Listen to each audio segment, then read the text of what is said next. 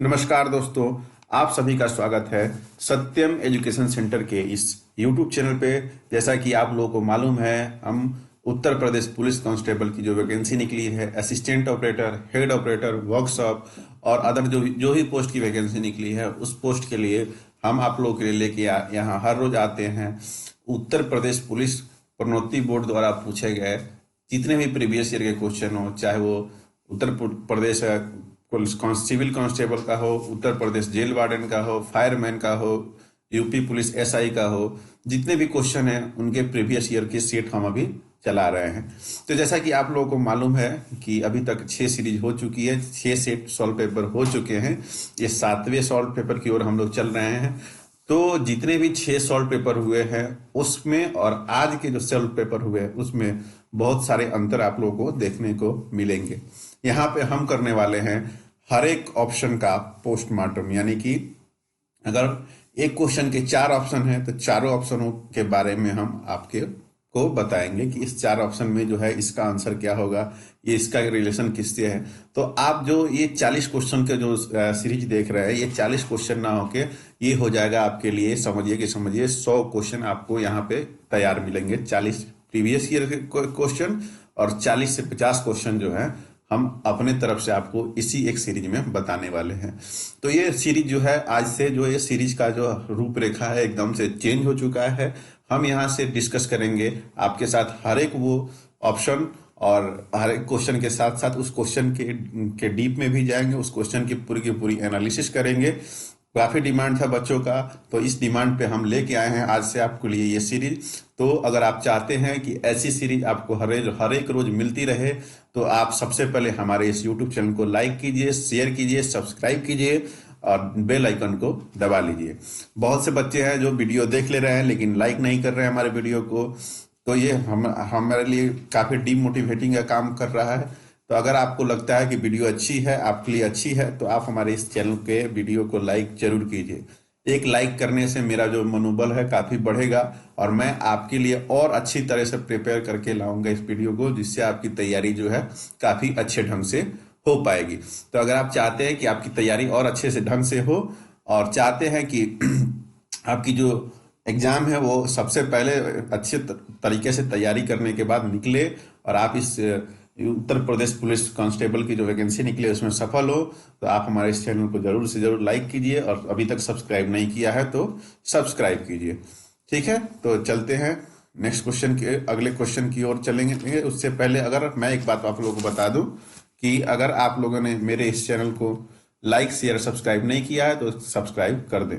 तो चलिए आज हम फिर से डिस्कस करने जा रहे हैं आप लोगों के लिए 12 नवंबर का जो एग्जाम हुआ है यूपी पुलिस एसआई का, उसमें जो क्वेश्चन पूछे गए हैं उसके इवनिंग शिफ्ट के ये क्वेश्चन हैं। तो यहाँ पे आप लोग देख सकते हैं, पहला क्वेश्चन है अकॉर्डिंग टू दी, यहाँ पे आप लोग देखिए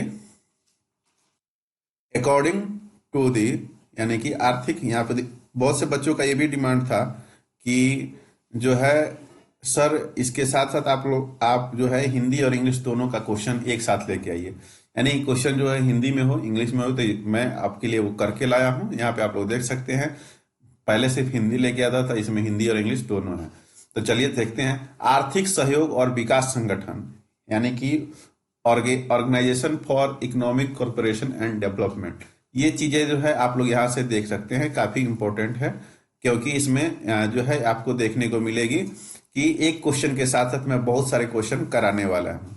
ठीक है, तो इसको आप लोग ध्यान से देखिएगा। यहाँ पे देखिए, अगर आपसे पूछ दे OECD का फुल फॉर्म क्या होता है, OECD का फुल फॉर्म अगर किसी एग्जाम में पूछता है तो आप लोग बता सकते हैं उसका फुल फॉर्म क्या होगा, organisation for economic corporation and development. यहाँ पे आप लोग देख सकते हैं, इसका फुल फॉर्म बहुत सारे एग्जामों में पूछा जाता है। हिंदी में देखें तो इसका आंसर हो जाएगा आर्थिक सहयोग और संगठन के अनुसार। आगे क्वेश्चन की ओर बढ़ते हैं। किसी निवेश को विदेशी प्रत्यक्ष निवेश मानने के लिए कितना प्रतिशत तय किया गया है, यानी कि जो organisation for economic corporation and development के द्वारा किसी निवेश को विदेशी निवेश मानने के लिए कितना % तय किया गया है, तो वो है 10%। यहाँ पे आप लोग देख सकते हैं। अगले क्वेश्चन की ओर पढ़ेंगे। Who headed the first law commission of British India in 18 34 यानी मतलब 1834 में ब्रिटिश भारत के प्रथम विधि आयोग की अध्यक्षता किसने की थी? तो वो की थी किसने? लॉर्ड मैकाले ने। ठीक है, इसमें एक और नाम जो है काफी इंपॉर्टेंट यहाँ पे आप लोग देख रहे हैं, ये है लॉर्ड डलहौजी। लॉर्ड डलहौजी की हड़प नीति आप लोगों ने सुना होगा कि बार बार क्वेश्चन पूछता है किसी एग्जाम में कि हड़प नीति का संबंध किस जो है गवर्नर से है, किस गवर्नर जनरल से है, तो वे हैं कौन से? लॉर्ड डलहौजी। इन्हीं के कार्यकाल में भारत में प्रथम ट्रेन भी चला था 1853 में। ठीक है, आगे बढ़ते हैं अगले क्वेश्चन की ओर। अगला क्वेश्चन है IGTV by Instagram stand for, मतलब कि आईजीटीवी का फुल फॉर्म क्या होता है? इंस्टाग्राम में ये आपको देखने को मिलता है आईजीटीवी। तो इसका जो संबंध है इंस्टाग्राम टेलीविजन जो है इसका संबंध है। ठीक है, इंस्टाग्राम क्या है? एक सोशल नेटवर्किंग साइट है। ये भी पूछ सकता है कि इंस्टाग्राम क्या है, मार्केटिंग साइट है या सोशल मार्केटिंग साइट है? तो सोशल मीडिया हैंडल है जहां पे हम लोग अपना चैटिंग करते हैं, कि एक दूसरे को फॉलो करते हैं, न्यूज देखते हैं, सारी चीजें वहां पे देखने को मिल जाती है। अगला क्वेश्चन है, यहाँ पे आप लोग देख सकते हैं, किस संवैधानिक संशोधन ने पिछड़ा वर्गों के लिए राष्ट्रीय आयोग का संवैधानिक दर्जा दिया? किस संवैधानिक संशोधन ने, ये पूछा गया है। तो 102 कॉन्स्टिट्यूशनल अमेंडमेंट जो है 102, ये इसी के अनुसार पता चला कि क्या है कि पिछड़ा वर्ग आयोग के लिए गठन किया गया था। पिछड़ा वर्गों के लिए आयोग का, एक राष्ट्रीय आयोग का गठन किया गया था। ये जो है 102वां संविधान संशोधन है। अगर बात करें 78वें संविधान संशोधन की, यहाँ पे ऑप्शन पहला जो ऑप्शन है उसको देख लीजिएगा कि 78 कॉन्स्टिट्यूशनल अमेंडमेंट जो है किसके लिए जाना जाता है? तो ये भूमि सुधार, जो अनुसूची 10 है, सॉरी अनुसूची 9, अनुसूची 10 तो दल बदल है। अनुसूची 9 में आप लोग देखे होइएगा कि अनुसूची 9 में जो है भूमि सुधार के बारे में चर्चा किया गया। अभी तक कितनी अनुसूची है? 12 अनुसूची है। आप लोग कॉपी कलम लेके बैठिए और इसको नोट करते जाइए, जो जो मैं बातें बोल रहा हूँ। 78 कॉन्स्टिट्यूशनल अमेंडमेंट जो है, यानी कि 78वां संवैधानिक संशोधन किससे संबंध रखता है? तो ये भूमि सुधार से संबंध रखता है। भूमि सुधार जो है कौन सी अनुसूची में शामिल है? तो 9वीं अनुसूची में शामिल है। अभी तक कितनी अनुसूची हैं? तो 12 अनुसूची हैं। 12वां अनुसूची नगरीय शासन व्यवस्था से है। ठीक है, 10वां दल बदल, 11वां जो है ग्राम पंचायत। ये ठीक है, ये यहां तक आप लोग जान चुके हैं। ठीक है, आगे बढ़ते हैं, अगले क्वेश्चन की ओर बढ़ेंगे। अगला क्वेश्चन है, who was the first governor of United Provinces after it got rename as a Uttar Pradesh? यानी कि संयुक्त प्रांत का नाम उत्तर प्रदेश में बदलने के बाद इसके प्रथम गवर्नर या राज्यपाल कौन थे? ये पूछा गया है। तो ये थे कौन? सर हरमोसजी फिरोज शाह मोदी जो थे, ये प्रथम उसके बाद से गवर्नर थे जब उत्तर प्रदेश नाम किया गया था। तो कौन थे? सर हरमोसजी फिरोज शाह मोदी। कौन थे? सर हरमोसजी फिरोज शाह मोदी जो थे ये गवर्नर थे। ठीक है, आगे बढ़ते हैं आगे की ओर। अगला क्वेश्चन है, अगले क्वेश्चन की ओर बात करेंगे। विच of the following article of Indian constitution deals with the legislative relation between centre and states? भारतीय संविधान का निम्नलिखित में से कौन सा अनुच्छेद केंद्र और राज्यों के बीच वैधानिक संबंधों से संबंधित है? तो ये इसका आंसर हो जाएगा। यहाँ पे आप लोग देख सकते हैं आर्टिकल 245 टू 255। ठीक है, अगले क्वेश्चन की ओर बढ़ते हैं। अगला क्वेश्चन है, विच, इंग्लिश पढ़ते रहिए, इंग्लिश और हिंदी पढ़ेंगे तो ज्यादा टाइम लगेगा। निम्नलिखित में से कौन सा भारतीय संविधान की राज्य सूची में मौजूदा विषयों में से एक है? तो राज्य सूची के बारे में कितने प्रकार की सूची होती है? 3 प्रकार की, संघ सूची, राज्य सूची और समवर्ती सूची। आप लोग याद रखिएगा, ये अनुसूची 7 में, आप लोग अनुसूची 7 में देख लीजिएगा, ये है। ठीक है, तो कितने प्रकार की सूची है? तो ये 3 प्रकार की सूची है, संघ सूची, राज्य सूची और समवर्ती सूची। तो ये पूछा गया राज्य सूची में, ये ऑप्शन आप लोग को दिया गया है 3, 4, चारों में से जो पुलिस जो है ये राज्य सूची में आता है। सेंसस की बात करें तो ये संघ सूची में आता है। इंश्योरेंस की बात करें ये भी संघ सूची में। इंटर स्टेट क्वारंटाइन जो है, अंतर राज्य संघ रोध जो है, ये भी संघ सूची में आता है। अगला क्वेश्चन की बात करें, the theme for human rights day 2020 was, यानी कि ह्यूमन राइट दिवस जो मनाया जाता है, कब मनाया जाता है? ह्यूमन राइट दिवस डे कब मनाया जाता है? 10 दिसंबर को। कितने तारीख को? 10 दिसंबर को। यहाँ पे आप लोग देख सकते हैं 10 दिसंबर को 1948 से ह्यूमन राइट डे की शुरुआत हुई थी, स्थापना हुई थी। ह्यूमन राइट कमीशन की स्थापना कब हुई थी? ये इंटरनेशनल है, उसकी स्थापना 1948 में हुई थी, इसीलिए 10 दिसंबर 1948 को हुई थी। इसीलिए जो है ह्यूमन राइट दिवस जो है कब से मनाया जाता है? 10 दिसंबर को मनाया जाता है। तो पूछा गया है 2020 में इसका थीम क्या था? तो थीम था बेहतर पुनर्प्राप्ति, मानव अधिकारों के लिए खड़े हो जाओ। ठीक है, recover better, stand up for human right. तो ये तो 2020 का बात हो गया। तो अब जो 22 में एग्जाम होने, यानी 2022 में जो एग्जाम होंगे उसमें 2021 का पूछा जा सकता है कि 2021 में ह्यूमन राइट्स डे का जो थीम है वो क्या थीम था, ये क्वेश्चन पूछा जा सकता है। तो ये थी इसका जो थीम था 2021 का, वो था इक्वालिटी, यानी कि समानता। यानी कि उसका इक्वालिटी की बात करें तो all human beings are born free and equal in dignity and right, ये हो जाएगा इसका थीम। इक्वालिटी, इस पूरे लाइन का मतलब ही होता है क्या? इक्वालिटी, यानी कि all human beings are born free and equal in dignity and rights. अगले क्वेश्चन की ओर बढ़ेंगे, 9वें नंबर क्वेश्चन की ओर। भारत के लिए अनिर्दिष्ट भविष्य में स्वतंत्र उपनिवेश के स्पष्ट प्रस्ताव की घोषणा किसने की थी? तो ये घोषणा की थी किसने? लॉर्ड इरविन ने। लॉर्ड इरविन ने स्वतंत्र उपनिवेश के अस्पष्ट प्रस्ताव की घोषणा की थी। ठीक है, डोमिनियन स्टेट की जो घोषणा है वो किसने की थी? ये लॉर्ड इरविन के द्वारा किया गया था। अगले क्वेश्चन की ओर बात करेंगे। अगला क्वेश्चन है, संघ लोक सेवा आयोग के अध्यक्ष और अन्य सदस्यों की सेवा की शर्तें कौन निर्धारित करता है? यानी कि जो यूपीएससी का नाम सुने होगा, काफी फेमस एग्जाम होता है यूपीएससी। तो उसका जो जितने भी सदस्य होते हैं उसकी जो नियुक्ति होती है या उसके जो नियम और कंडीशन होते हैं वो किसके द्वारा तय की जाते हैं? तो वो प्रेसिडेंट ऑफ इंडिया। आप पिछले प्रीवियस ईयर सीरीज में देखे होइएगा, इसके पहले वो स्टेट पब्लिक सर्विस कमीशन के बारे में पूछा गया था कि उसके जो सदस्य होते हैं उनकी नियुक्ति जो है कौन करता है? तो उनकी नियुक्ति कौन करता है? गवर्नर जो होते हैं स्टेट के, वो करते हैं। और यहाँ पे जो पूछा गया है, संघ लोक सेवा आयोग के अध्यक्ष और अन्य सदस्यों की सेवा की शर्तें कौन निर्धारित करता है? तो इसका आंसर हो जाएगा भारत के राष्ट्रपति। ठीक है, आगे बात करते हैं। The term RERA stand for, RERA, इसका आंसर हो जाएगा हमारा real estate regulatory authority. Real estate regulatory authority जो हो जाएगा इसका आंसर हो जाएगा। कैसा लग रहा है आपको आपको ये सीरीज? आप जरूर बताइएगा कमेंट बॉक्स में। सारे के सारे बच्चे कमेंट करेंगे इस कमेंट बॉक्स में कि ये सीरीज कैसे लग रही है। अगर उनको लगता है कि कुछ कमी है तो उसमें भी हम लोग सुधार लाएंगे। आप लोग कमेंट कीजिए, लाइक कीजिए, शेयर कीजिए, सब्सक्राइब कीजिए। हम आपके लिए बहुत मेहनत कर रहे हैं, आप लोग भी मेहनत कीजिए। इस पूरी सीरीज की जो भी व्याख्या मैं बता रहा हूँ, जो भी एक्सप्लेनेशन मैं दे रहा हूँ, उसको नोट करते जाइए। इस सीरीज को 2 बार देखिए, आपकी ये जो जितने भी क्वेश्चन है सारे के सारे क्वेश्चन आपके दिमाग में सेट हो जाएंगे, ये मेरा गारंटी है। और जो भी बातें मैं बता रहा हूँ एक्स्ट्रा, उसको आप कॉपी कलम लेके उसको नोट करते रहिए।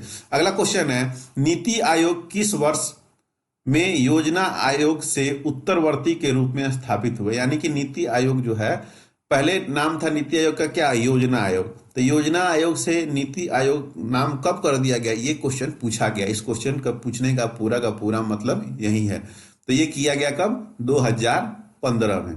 तो अगर पूछे कि जो नीति आयोग है उसके अभी जो है वाइस चेयरमैन यानी कि उपाध्यक्ष कौन है? तो वो हैं राजीव कुमार। ये भी क्वेश्चन नोट कर लीजिएगा।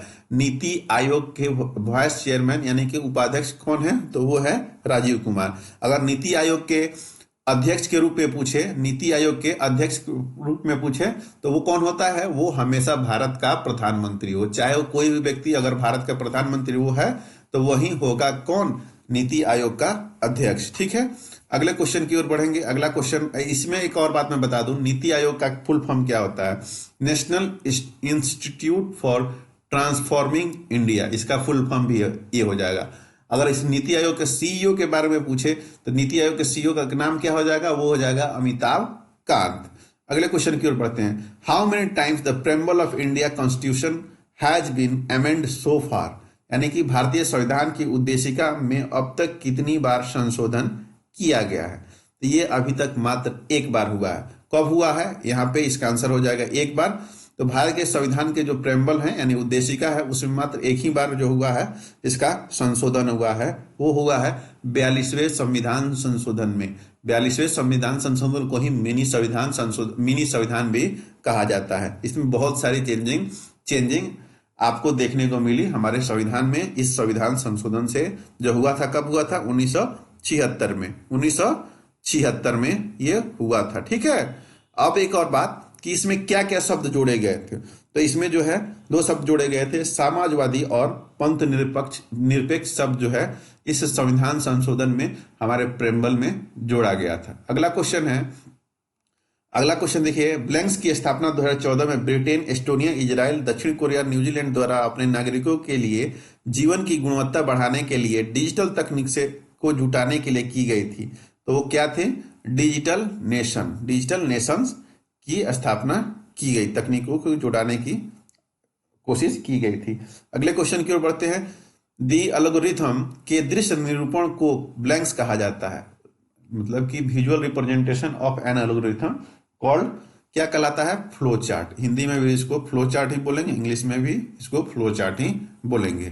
ठीक है। अगले क्वेश्चन की ओर बढ़ेंगे। कृषि उत्पादन व्यापार और वाणिज्य विधेयक 2020 पेश करने वाले केंद्रीय मंत्री कौन थे। तो कृषि की बात आई तो कृषि की अगर बात चल रही है तो कौन होंगे, हमारे नरेंद्र सिंह तोमर, यही हमारे कृषि मंत्री भी हैं। अगर बात करें डॉक्टर हर्षवर्धन, ये आप लोग जानते होंगे कि ये हमारे पहले के क्या रह चुके हैं, ये पहले स्वास्थ्य मंत्री थे लेकिन अभी इनको हटा दिया गया है। मनसुख मांडविया जो है अभी क्या है, स्वास्थ्य मंत्री हैं। देखिए आगे बात करेंगे पीयूष गोयल की। तो पीयूष गोयल क्या है, ये उद्योग मंत्री हैं भारत सरकार में। ठीक है। आगे बात करेंगे राजनाथ सिंह की। तो राजनाथ सिंह जी क्या हैं, ये हमारे रक्षा मंत्री हैं। ठीक है। आगे चलते हैं 17 नंबर क्वेश्चन की ओर। 17 नंबर क्वेश्चन है, क्वेश्चन नंबर 17 है, निम्नलिखित में से कौन से विटामिन की कमी से रतौंधी रोग होता है जो मानव में पूर्ण दृष्टिहीनता का कारण बनता है। तो रतौंधी रोग यानी कि रात में न दिखाई देना, ये होता है विटामिन ए की कमी से। विटामिन डी से बात करें तो क्या होता है, रिकेट्स रोग होता है। ठीक है। और विटामिन सी से स्कर्वी होता है। ठीक है। और विटामिन ई जो है स्किन के लिए होता है, इसमें स्किन संबंधित जो होती है बीमारियां आपको देखने को मिलती है। देखिए कितनी बातें मैं आपको बता रहा हूं, इन सारी बातों को, एक्स्ट्रा बातें जो हैं उनको नोट करते चलिए, आपके लिए बहुत फायदेमंद होने वाला है ये सीरीज। आज से जो सीरीज चलेगी इसका अलग ही रूप आप लोगों को देखने को मिल रहा होगा।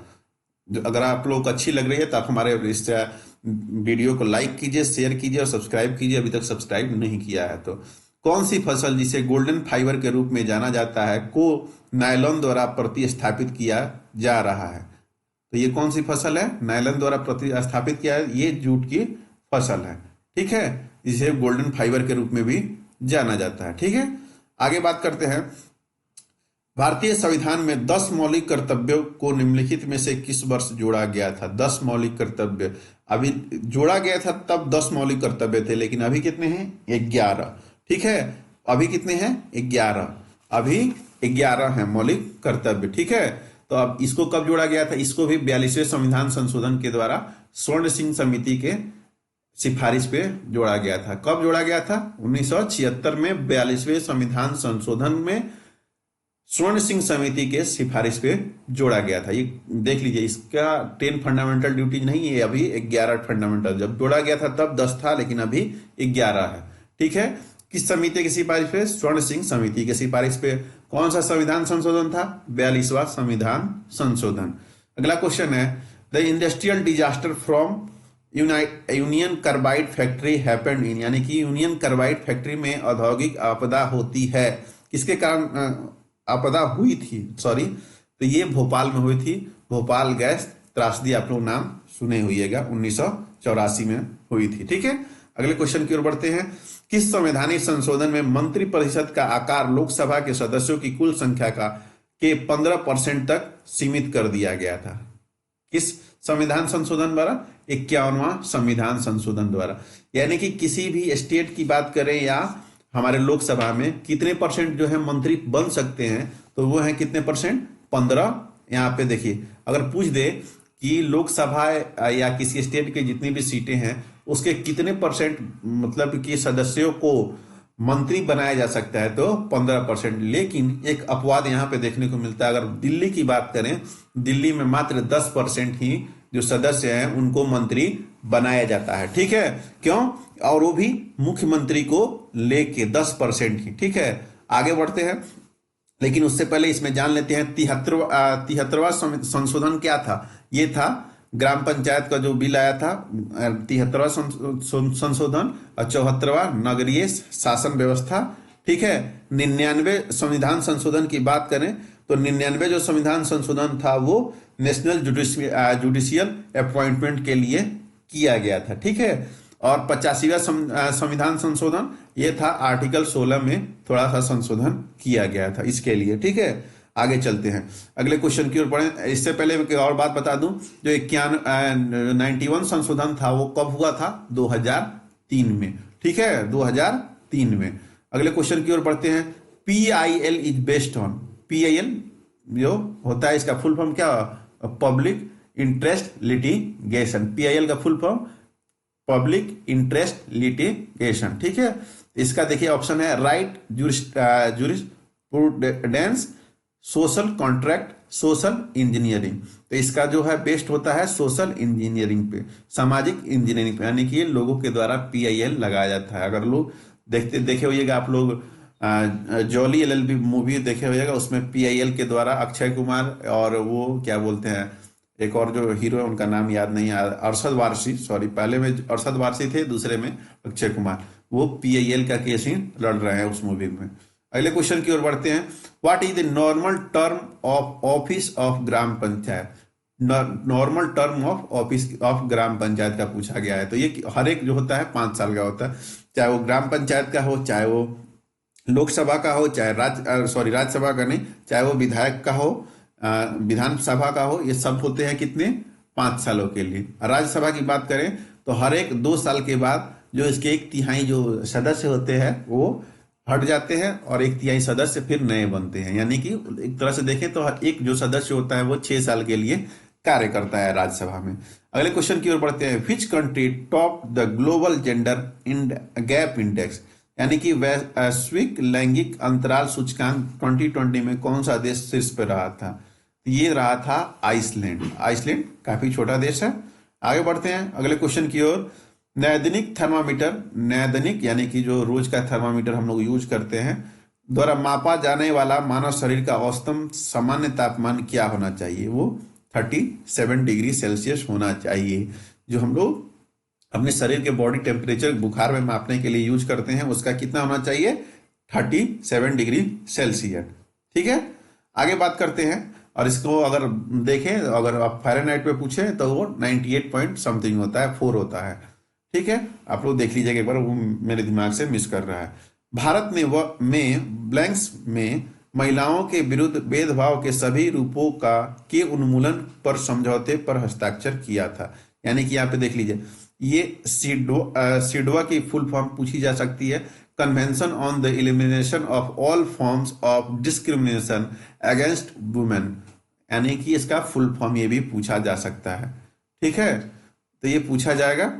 इसका जो आंसर होगा वो होगा 1980। क्या होगा? 1980। ठीक है, अगले क्वेश्चन की ओर बढ़ेंगे। अगला क्वेश्चन है, किसी व्यक्ति द्वारा दिया गया दान आयकर अधिनियम 1961 की ब्लैंक्स के तहत कटौती योग्य है? तो वो है सेक्शन 80G के तहत कटौती योग्य है। ये सब क्वेश्चन उतना इंपॉर्टेंट नहीं है जो सेक्शन वाइज क्वेश्चन है, क्योंकि ये UPSI में ही इंपॉर्टेंट है। बाकी सब जो क्वेश्चन है वो आपके लिए इंपॉर्टेंट है, मोस्ट इंपॉर्टेंट है। जैसे 28 नंबर की क्वेश्चन है, काफी इंपॉर्टेंट है आप लोगों के लिए। निम्नलिखित में से किस स्थान पर कुंभ मेला का त्योहार मनाया जाता है? तो कुंभ मेला कहाँ मनाया जाता है? हरिद्वार में। ठीक है, अगले क्वेश्चन की ओर बढ़ते हैं। भारतीय संविधान का निम्नलिखित में से कौन सा अनुच्छेद याचिका जारी करने के लिए उच्च न्यायालयों को शक्ति प्रदान करता है? तो ये है 226, आर्टिकल 32, जिसको डॉक्टर भीमराव अंबेडकर जी ने इसको संविधान की आत्मा कहा था। आर्टिकल 324 इसका संबंध जो है किससे है? आर्टिकल 324 का संबंध किससे है? इसका जो है इलेक्शन कमीशन से है। आर्टिकल 56 ये राष्ट्रपति के ऑफिस के कार्यकाल को दर्शाता है कि ऑफिस का जो राष्ट्रपति का कार्यकाल होगा वो कितने दिनों का होगा। तो वो कितने दिनों का होता है? 5 साल का होता है। कितने दिनों का? 5 ईयर का। अगले क्वेश्चन की ओर बढ़ते हैं। Who among the following draft the Sarvodaya plan in 1950?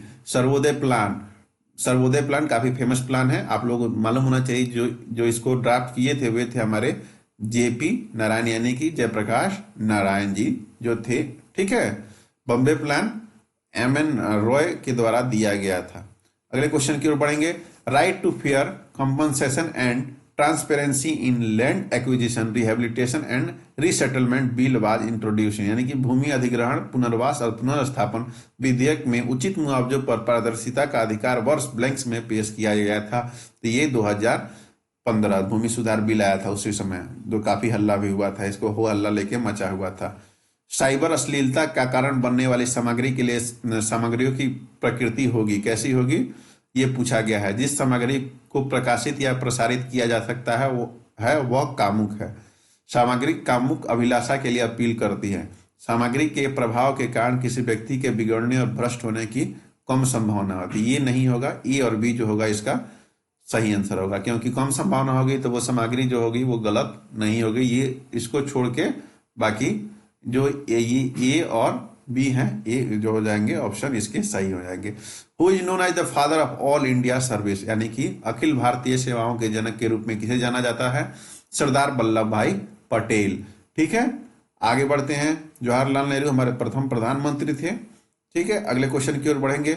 Which of the following organisation has सर्वत्र सर्वोत्तम सुरक्षा एज इट्स स्लोगन, यानी कि निम्नलिखित में से किस संगठन का ये नारा है सर्वोत्तम सुरक्षा? तो ये है एनएसजी कमांडो का।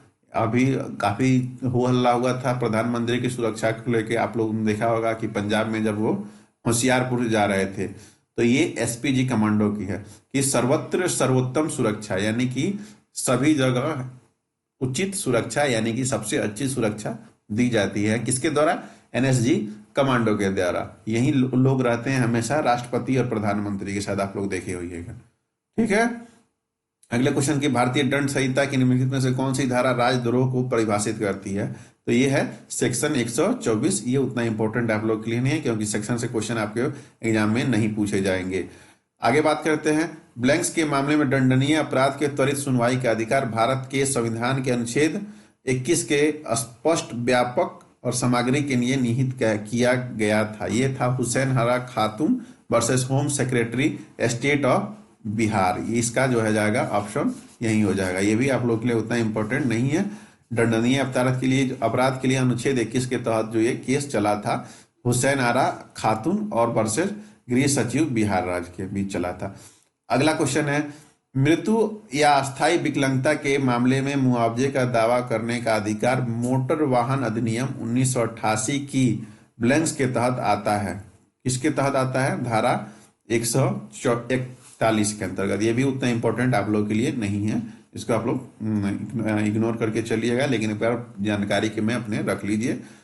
अगले क्वेश्चन की बात करेंगे।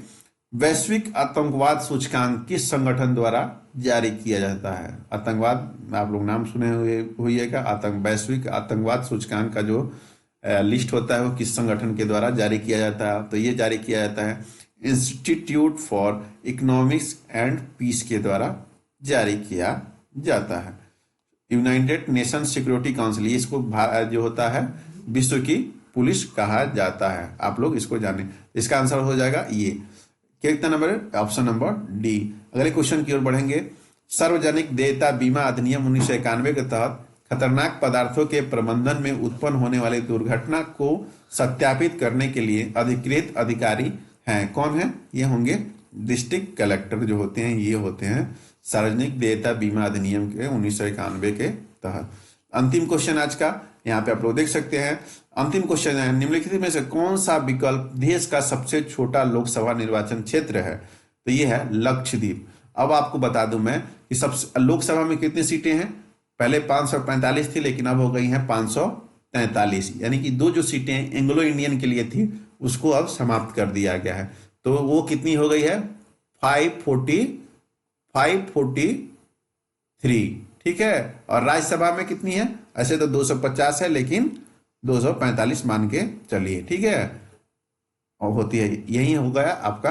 अगर बात करें लोकसभा और राज्यसभा, संसद जो होता है उसका आर्टिकल है 79, लोकसभा का राज्यसभा का है 80 और लोकसभा का 81 जो है आर्टिकल है। भारत के संविधान में अनुच्छेद 79 यानी 79 जो है वो किसके लिए है? संसद के लिए। 80 जो है किसके लिए है? राज्यसभा के लिए। और 81 जो है किसके लिए है? वो लोकसभा के लिए। निम्न सदन किस सदन को कहा जाता है? तो निम्न सदन जो है वो लोकसभा को कहा जाता है। उच्च सदन जो है किसको कहा जाता है? तो उच्च सदन जो है उसको वो राज्यसभा को कहा जाता है। तो आज का सेशन कैसा लगा आप लोग जरूर बताइएगा हमारे कमेंट बॉक्स में। और जिनको भी ये पसंद आया वो हमारे इस वीडियो को जरूर लाइक करेंगे। आप लोग लाइक करने में बहुत कंजूसी कर रहे हैं, ये मुझे देखने को मिल रहा है। हम आपके लिए इतना मेहनत कर रहे हैं, इतना अच्छा वीडियो बना रहे हैं, लेकिन आप लोग हमारे इस वीडियो को लाइक कम कर रहे हैं। लाइक अधिक से अधिक कीजिए, शेयर अधिक से अधिक कीजिए।